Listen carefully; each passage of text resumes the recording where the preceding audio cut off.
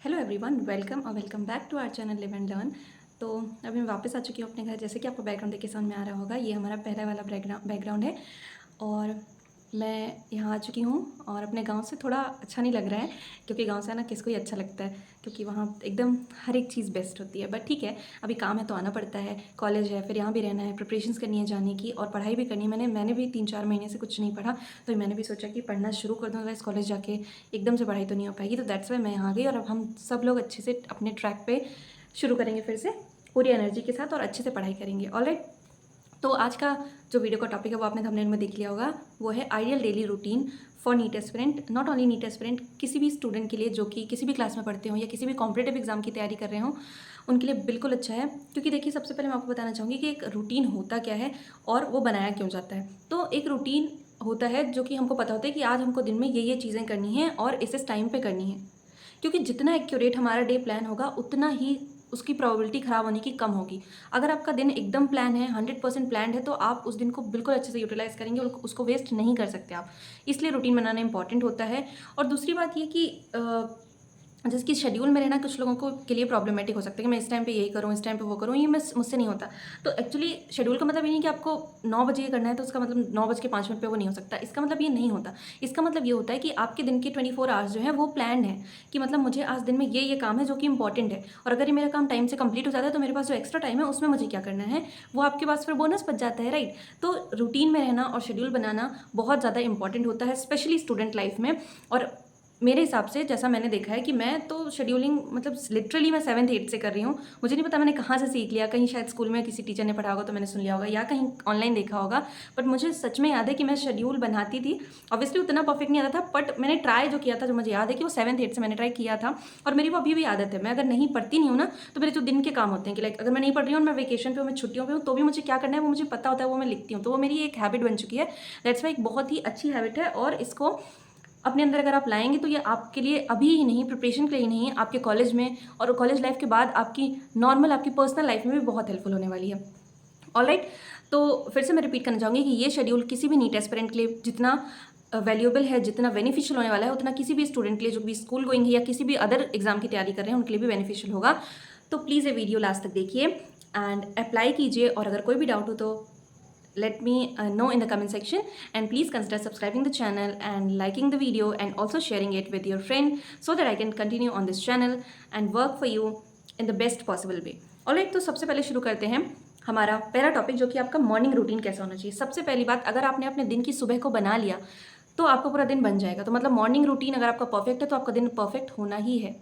Alright, सबसे पहले आपका उठने का एक फिक्स टाइम होना चाहिए। देखिए, मैं उनमें से हूँ जो कि अर्ली मॉर्निंग स्टडी को प्रेफर करते हैं हमेशा से। मैंने अपनी स्कूल लाइफ में भी और अपने प्रिपरेशन टाइम में भी हमेशा मॉर्निंग स्टडीज़ को ही प्रायोरिटी दी है। मैंने उसमें ही पढ़ा है और मैं उसको ही बेस्ट समझती हूँ। मैंने कभी रात में ट्राई भी नहीं किया, और अगर आप लोग कंफर्टेबल है, करते हैं, तो चेंज करने की ज़रूरत नहीं है कि मैं इसमें कर रहा हूँ और इसमें मुझे बेनिफिट भी दिख रहा है तो चेंज मत करिए। लेकिन अगर नहीं हो रहा है तो प्लीज़ एक बार मेरे ऊपर ट्रस्ट करके मॉर्निंग स्टडीज़ को ट्राई कीजिए। मतलब they can do miracle. Literally सुबह की हवा में ऐसी शांति होती है, ऐसी पॉजिटिविटी होती है कि आपको जो चीज़ें नहीं समझ आ रही, नहीं याद हो रही, वो याद हो जाती हैं। बिलीव मी, ट्राई करके देखिए। तो आप अपना जो शेड्यूल है वो प्रेफरेबली मॉर्निंग की तरफ रखिएगा। ऑलराइट, मैं अटैच कर दूंगी यहाँ पे कि कैसा आपका शेड्यूल दिखना चाहिए टाइम वाइज। ऑब्वियसली आप उस टाइम को आगे पीछे कर सकते हैं। टाइम यहाँ पे शेड्यूल में इसलिए होता है ताकि आप मतलब और उसके आसपास तो रहें, राइट। आपके दिन में कुछ तो क्राइटेरिया होना चाहिए कि इतने से इतने में मेरा ये करने का टाइम होता है। ऑलराइट, तो आपको सबसे पहले सुबह उठ जाना चाहिए काफ़ी अच्छे टाइम पे। लाइक बहुत ही मैं जल्दी 4 बजे भी नहीं आपको बोल रही हूँ, 3 बजे भी नहीं बोल रही हूँ। मैंने तो इतने ड्रॉप्स लिए तो मैंने काफ़ी चीज़ें ट्राई करके और देखा हुआ है कि उनका रिजल्ट क्या होता है। तो मैं 3 बजे भी उठी हुई हूँ, और मैं 5 बजे भी उठी हुई हूँ, और मैं फिर 6-7 बजे भी उठी हुई हूँ। तो उनमें से बेस्ट जो है वो आपका 5 बजे आपको उठ के पढ़ना चाहिए।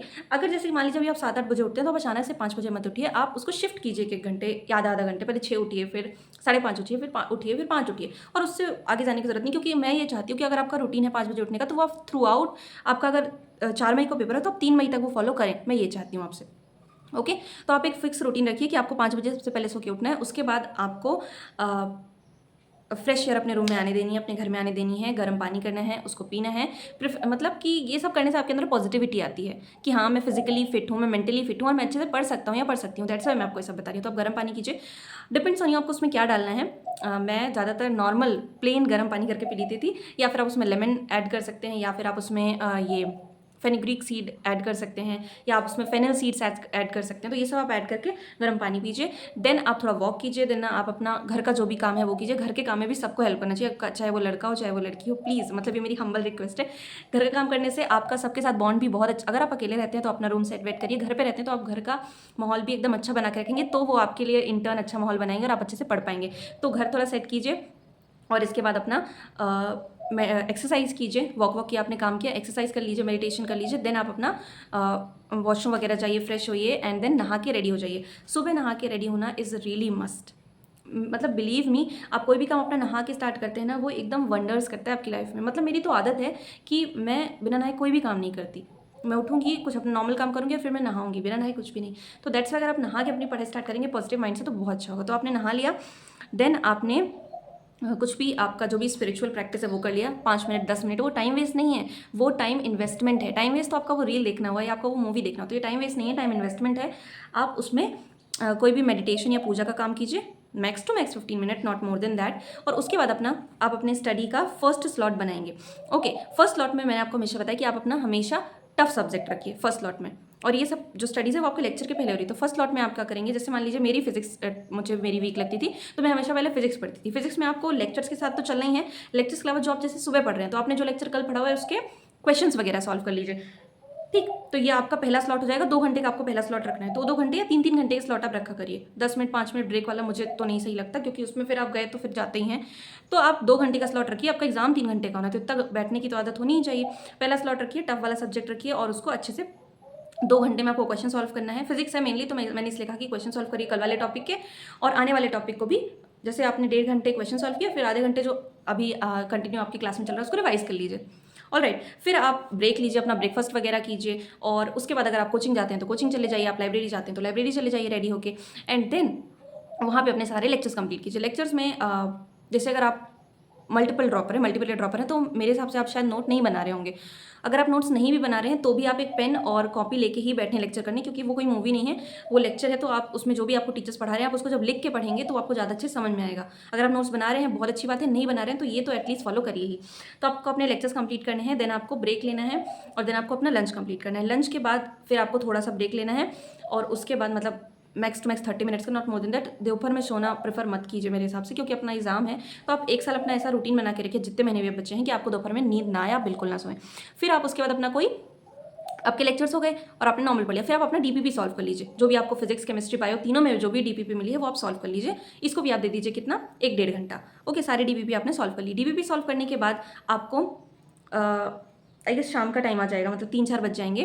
तो उसके बाद आपको करना है आपका सेकंड सब्जेक्ट, यानी कि इसमें आपको सेकंड टफ सब्जेक्ट रखना है। जैसे कि मैं केमिस्ट्री रखती थी तो आप केमिस्ट्री कर सकते हैं। फिर से आपको यहाँ पे 2 घंटे पढ़ने हैं और केमिस्ट्री में आप जैसे अगर फिजिकल चल रहा है तो क्वेश्चन सॉल्व करिए कल वाले टॉपिक के, और नेक्स्ट टॉपिक भी पढ़ लीजिए आधे घंटे में।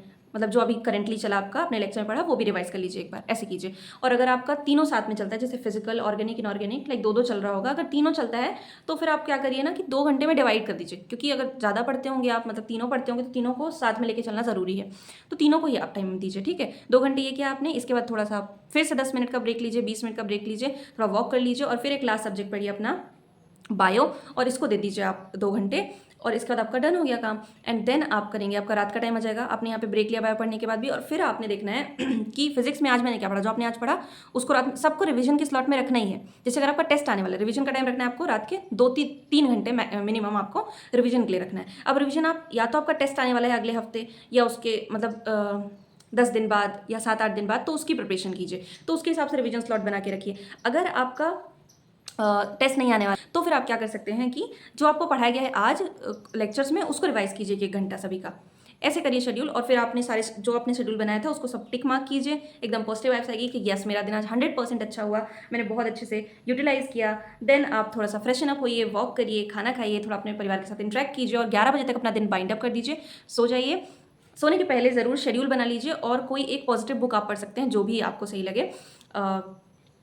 जैसे कि कोई भी सेल्फ हेल्प बुक, जैसे पावर ऑफ सबकॉन्शियस माइंड मैं इस समय पढ़ रही हूँ, हालांकि कब से नहीं पढ़ी लेकिन अभी पढ़ना फिर से शुरू करूँगी, तो वो आप पढ़ सकते हैं। मेरा कहने का मतलब है कि आपका जो फ्री टाइम होता है वो या तो वॉक करने में जाए, या तो कुछ मोटिवेशनल देखने में जाए, या तो खाना खाने में जाए, या तो रेस्ट करने में जाए। इंस्टा बिल्कुल यूज़ करने में ना जाए। रील्स अभी आपको नहीं देखनी है, मूवी अभी आपको नहीं देखनी है, वैसी चीज़ें नहीं देखनी जो आपको बाद में सोचें कि हाँ यार ऐसा होता है दुनिया में, वैसा होता है, कोई मूवी, कोई स्टोरी कुछ नहीं देखना है। आपको एंटरटेनमेंट के लिए देखना है, आप कुछ कॉमेडी देख लीजिए क्योंकि आप उसको बाद में सोचेंगे नहीं। आप कुछ कार्टून देख लीजिए, मैं तो कार्टून ही प्रेफ़र करती थी, कभी टेस्ट देख के आती थी तो कार्टून ही देखती थी खाना खाते हुए। तो आप कार्टून देख सकते हैं, उसमें आप कुछ सोचेंगे नहीं या फिर आप कुछ भी देख सकते हैं। मेरा कहने का मतलब है कि ऐसा कुछ मत देखिए जो आपको एंगेज करे। तो ये था डेली रूटीन के बारे में वीडियो। अगर कुछ भी डाउट लगा हो तो please let me know in the comment section. Please consider subscribing the channel, sharing the video and liking the video. And please believe me, अगर ये आप रूटीन फॉलो करते हैं, कोई आप खुद सोचिए कि अगर आपने ये फॉलो कर लिया, कोई रोक सकता है आपका सिलेक्शन? कभी नहीं। आपको जितने मार्क्स चाहिए आपके उतने आएंगे, आप जैसे मार्क्स चाहते हैं आपके वैसे मार्क्स आएंगे। तो प्लीज़ इस शेड्यूल को फॉलो कीजिए, और अगर कोई भी प्रॉब्लम हो, कोई भी डाउट हो तो मुझे कमेंट सेक्शन में ज़रूर बताइए। And please consider subscribing the channel also. Thank you so much and stay connected for next amazing videos.